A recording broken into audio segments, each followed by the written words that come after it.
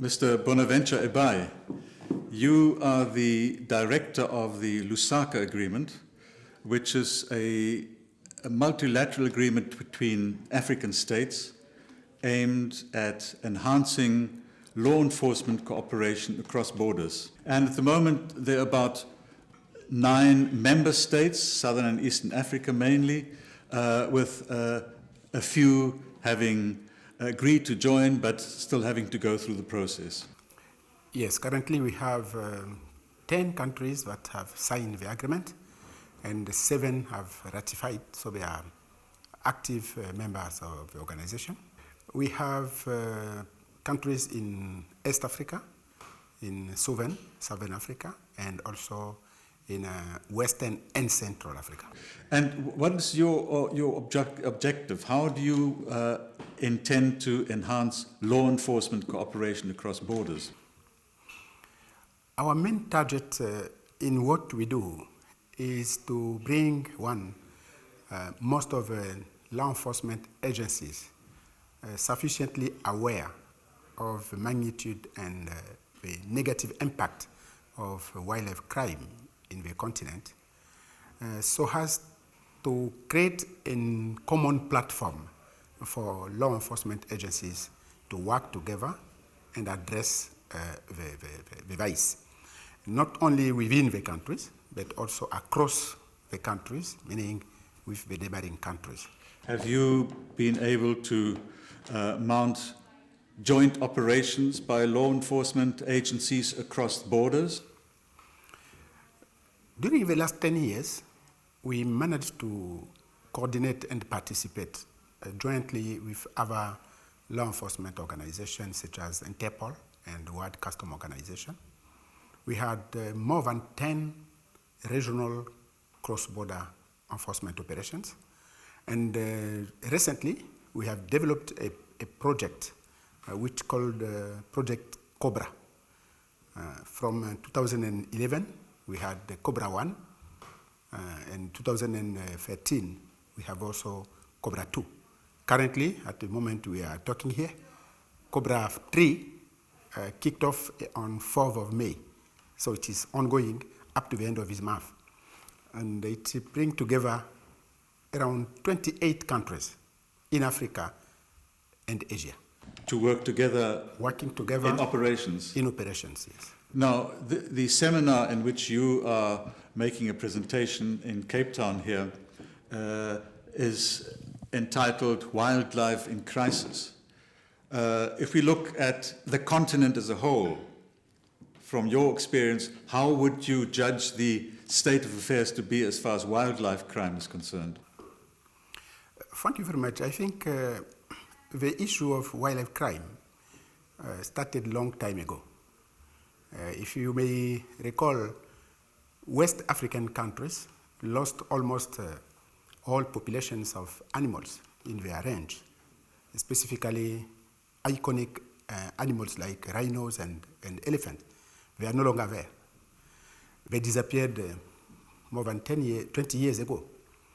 But currently, the situation has taken a wider momentum because the international community has understood the need to support countries and also to see wildlife not as an asset for the countries only, but as an international asset. It may well be that the international community has become more aware of the threats against wildlife. What about the internal situation in African countries? Has it been something which has moved up the agenda, wildlife crime, or not really? Comparing to 10 years ago, when you see today, most African countries have realized that wildlife is an asset, an economic asset, and they need really to make sure they conserve and preserve wildlife. So it's becoming more and more from one country to another, the aspect of development of ecotourism, which generates sufficient income for government, has made many of the countries to understand the need to prioritize wildlife as an asset for the government.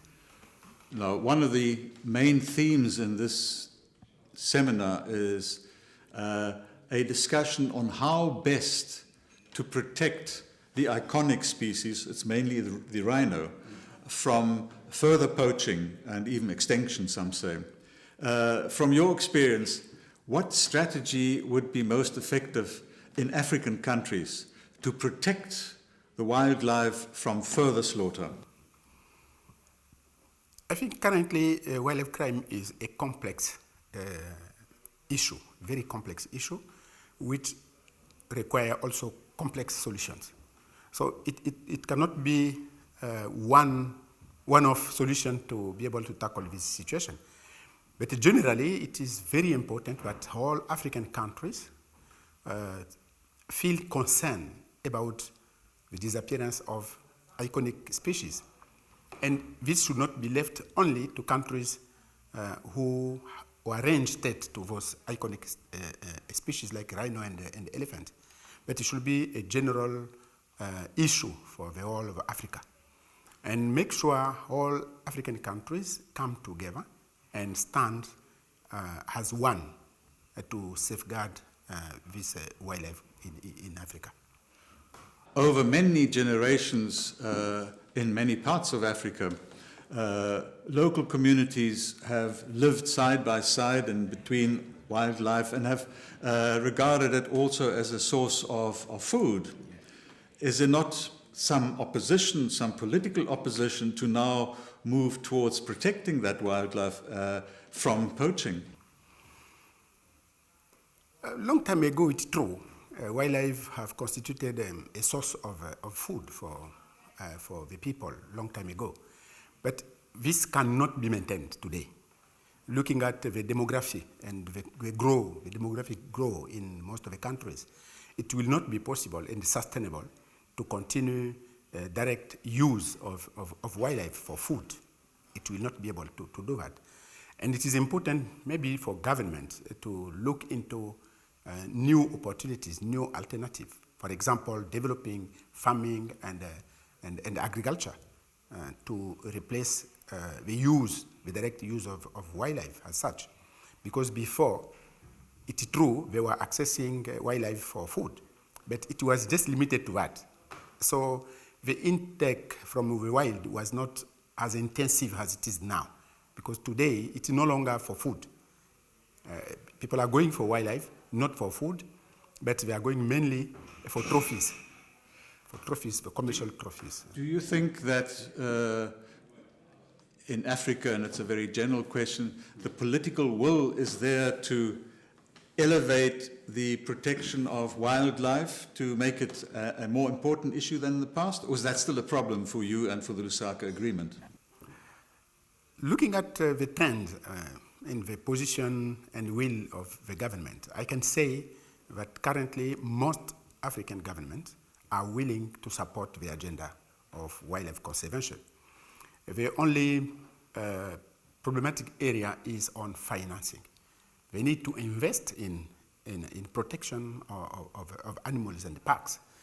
And the difficulty is how to make sure the commitment they make are followed by specific action, by prioritization, and also by sufficient investment, funding for law enforcement, for example, and for conservation in the respective countries.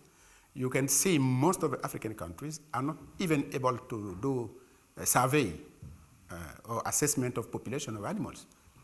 It's not because they don't want to do that, but it is a costly exercise which generally most of the government will not be in a position to secure funds to do such kind of exercise. I think the general impression in Africa is that that wildlife species are under threat, that the numbers are down, and that poaching has increased. Do you agree with that assessment? And if so, do you think it can be turned around? I agree with the assessment. While it requires more analytical way to ascertain that, because it can go from one country to another. Yes. It can be different from one country to another. So, but generally, the wildlife is at stake almost across the whole continent, in all the ranges. And how to turn it around? I think there is nothing impossible in life. And it is possible for African countries to turn it around together with the international community. I have just come from Brazzaville, where we had an international conference on wildlife crime, how to fight illegal trade and the poaching. And African countries have realized they need to have, for example, a common platform, a common strategy on how best they can be able to address that. And the common strategy is now spearheaded by the African Union Commission. We are very sure by next year that common strategy will be adopted by head of state, which will constitute now a roadmap for all countries on how best they can be able to address this issue from one country to another.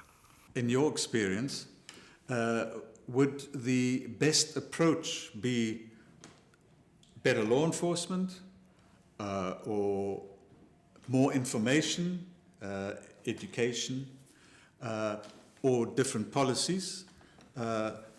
What do you see as solid approaches, successful approaches to the problem? As I said before, I think the successful approach which can be there, it is a combined approach, a complex approach where we'll have, in one hand, law enforcement to be strengthened. And to strengthen law enforcement, we need also strong legislations in the respective country to lift wildlife offenses from the status of today to make it a serious offense, so as to allow criminal justice also to be applicable to wildlife offenses.